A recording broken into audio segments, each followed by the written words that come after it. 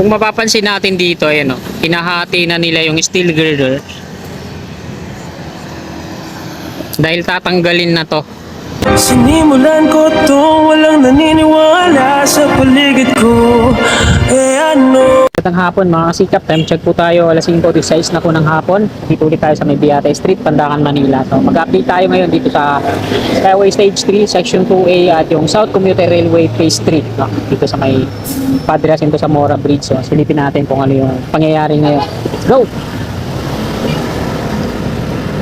Araw po ngayon na ang Sabado, ika-siyam ng Mayo, taong 2026.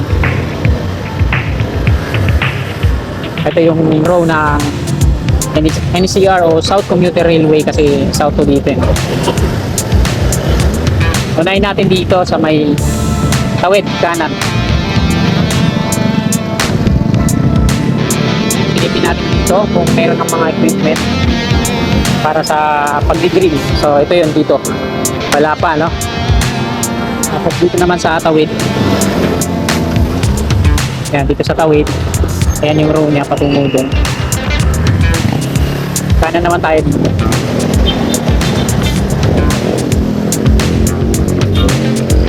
Patungo tayo dito sa may Padre Jacinto Zamora Bridge.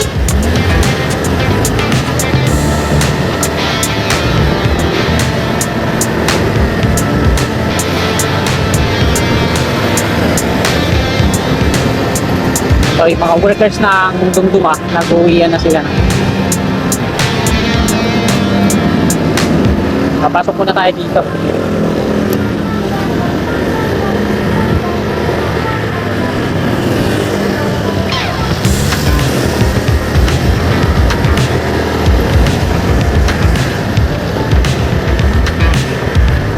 Yun, sinarado na nila dyan sa unahan. At ayan, parang talagang tinatanggal na nila to dito.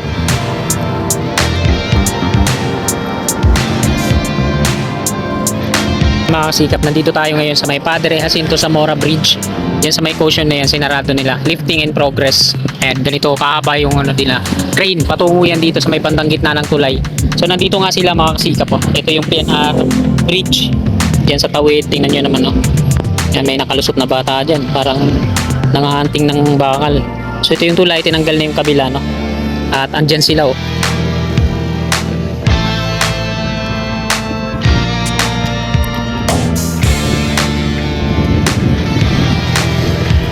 Ano na to mga kasikap, ito na yung part na diyan sa may ano. So zoom in lang natin. So ito yung, kung mapapansin natin dito, ayan o, pinahati na nila yung steel girder dahil tatanggalin na to. Meron ng mga nakakabit na ano dyan o, parang mga tali connected dito sa tulay. Andyan yung mga ano nila, mga workers. Ayan, check pa sila o. Baka mamaya sabihin na kinukunan natin. So ito mga kasikap po, yung ginagawa ngayon dito.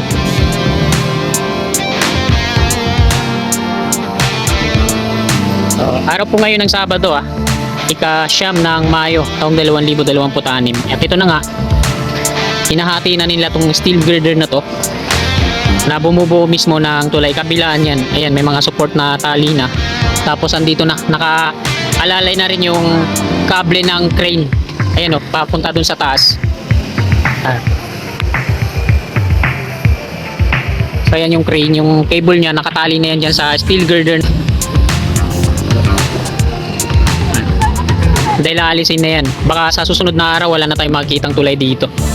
So marami naman tayong mga vlog dito sa tulay na to. Nasubaybayan naman natin to, kaya dun sa mga kasikap na ano, mamiss nila. Ayan, balikan nyo lang yung, review nyo lang yung vlog ko dito. Madami yan. Kung pasan na yung nagwe-welding dyan, nawala. Ayun, pumasok sa loob.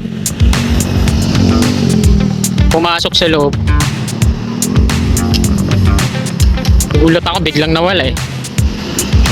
Ang gagawin nga pala nila dito mga kasikap sa tulay na to ay cantilever bridge. Pag na-demolish na to, dalawa na lang yung magiging columns na ito. Doon sa may kulay pula na pier columns na yon, yan pier 141, no? Tapos dito naman sa likod natin, ito, ayan, dito din yung location nun eh, pier 142 naman. Yan, so dito sa part na to. Tapos yung mga columns na dito sa gitna, yan, mawawala yan. Magiging open na siya, no?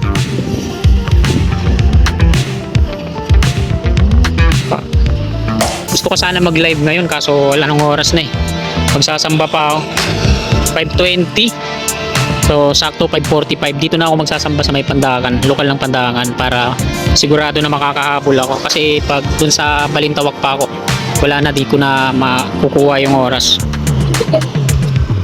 Andito na rin yung truck nila mga kasikap ko, na pagsasakyan yan, pag natanggal na yung mga girders na yan, sinarado nila sa part na to hanggang dito.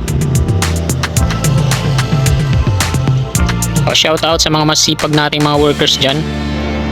Ito, mga engineers, foreman, lahat shout out po sa inyo. Ito po yung DMCI Acciona.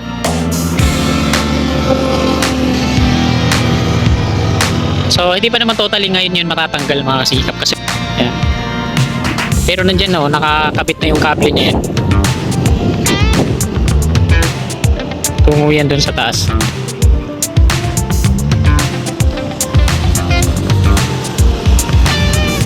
So sa susunod na mga araw na lang natin siguro to i-continue. At talagang maganda na yung magiging update kasi wala na to. Tanggal na yan itong bahagi na to na may nakakapit na kable. Yung Skyway Stage 3 Section 2A naman, dito yan sa kanan. Yan. Ayan yung mga markings nyo dito. 66-C1, column 1 yan mga kasikap ah. Yung 66-C1 na yan, column 1 yan. Tapos, hindi yan dito mismo sa may markings na yan ah. Yan. Ilang metro, nakalagay dyan. 5 meters, ibig sabihin mula dito hanggang doon sa kanan. 5 metro, column 1 pa lang yan. Dalawa kasi magiging column yan eh. Ibig sabihin, malayo pa yung distansya niyan. Dito sa Padre Jacinto Zamora Bridge, yung magiging viaduct nila. Patungo niyan doon sa may Skyway Stage 10 sa unahan. Kaya naman yung NCR ay South Commuter Railway pala. Baka reject na naman tayo ng kasikap natin na nagkokomento dito na hindi daw to NCR kasi NCR North-South Commuter sa North yan eh. NCRP. Ito naman SCRP to dito. Kasi South PNR Calamba. Yan. Bago tayo mag-end ng ating vlog. Yan, 5:31 PM na po, no? So 5:45 dapat nandito na ako sa may Pandakan. Sasamba tayo ngayon. So ibabalikan na lang natin yan. Dako na tayo dito, baka malate pa tayo. Kailangan kong magsamba ngayon mga kababayan dahil magsa-sideline ako bukas para extra kita.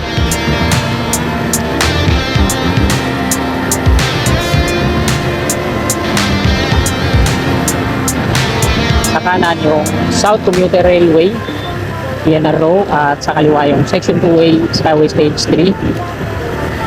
Pero hindi pwedeng hindi ma-demolish tong flyover na to kasi dito sa ayun, sa kaliwa natin, bahagi ng flyover na to, column 1, eh, dito din magdi-drill yung Skyway. Kaya pala nila pinunuan yung mga bahagi dito, railings, kasi may nadisgrasya daw dito.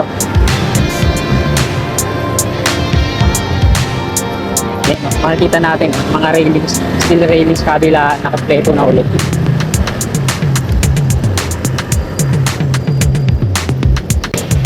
Nandito ulit tayo sa may flyover, Pandakan Station dito ng South Commuter Railway. Yung PNR na Pandakan Station na. Yung ngayon sa South Commuter Railway, walang stasyon ng Pandakan, Paco na yan. Sunod, ayan yung Skyway Stage 3. Dito yung Section 2A. So ayan na lang yung kulang dito, no? Yung pierhead yan. Nag-rebarcage na sila dyan. Tapos ito yung latest na progreso ngayon dito. Kompleto na yan.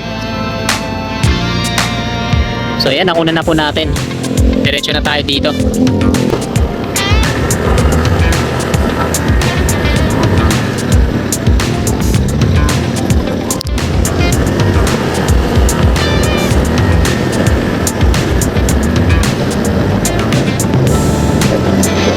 Tuloy-tuloy pa rin yung drilling na ginagawa dito sa Pandakan para sa South Commuter Railway yan. At ito naman yung naglalagay ng mga railings. Tuloy-tuloy din yung pagpupuno nila dito sa mga kulang pa. Meron na daw nanakawin yung mga ano dito, Yung nilagay nila dito, hindi na siya aluminum, ano, tubo na tubo. Tapos nilagyan nila ng mga signage na yan, yun. Mga araw-araw mo, mga reflectorize. Ayan. Meron daw namatay dito na disgrasya. Kaya inaayos ulit. Sa kabila, pinturado na yan, asfaltado, at may mga markings na rin. At may mga reflectorize na rin. Masaya nga lang, pag dinimolish ulit, ayan yung ginastos, diba? Pero okay lang yan, di naman natin yun. Pondo naman ng Manila yan.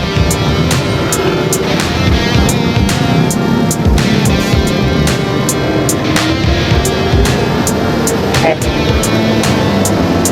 South Commuter Railway sa kabila, sa kaliwa. Na-clearing na nila yan dyan. Kala ko ba bawal kumounter dito? Eh, ang dami ko maka-counter. Nadali ako dyan sa may kanto eh. Dito ako nakahuli ng mga pulis dun sa ano, TPD. One way daw to. Bakit maraming kumaka-counter?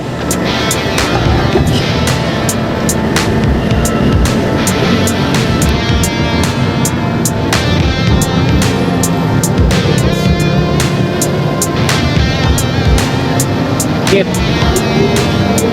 Ano, tataklusan. Gamit na ata isa.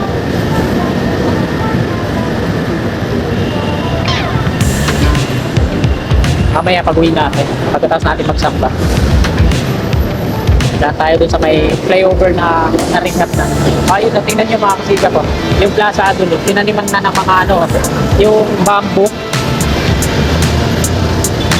Tinaniman ng mga bamboo yung gilid-gilid. Tapos may ano siya din, ano, 3 patong na hollow blocks. Asintada sa gilid-gilid. Tapos lalagyan siguro nila ng mga steel mesh. Yung bakod.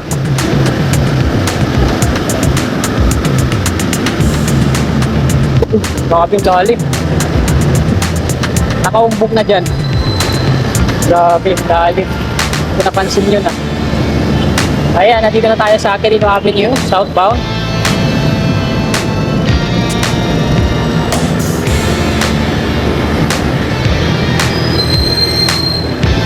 At nandito na tayo sa may lokal ng Pandacan, Manila. So magsasamba tayo ngayon dito. May dala akong polo. Brad, dito?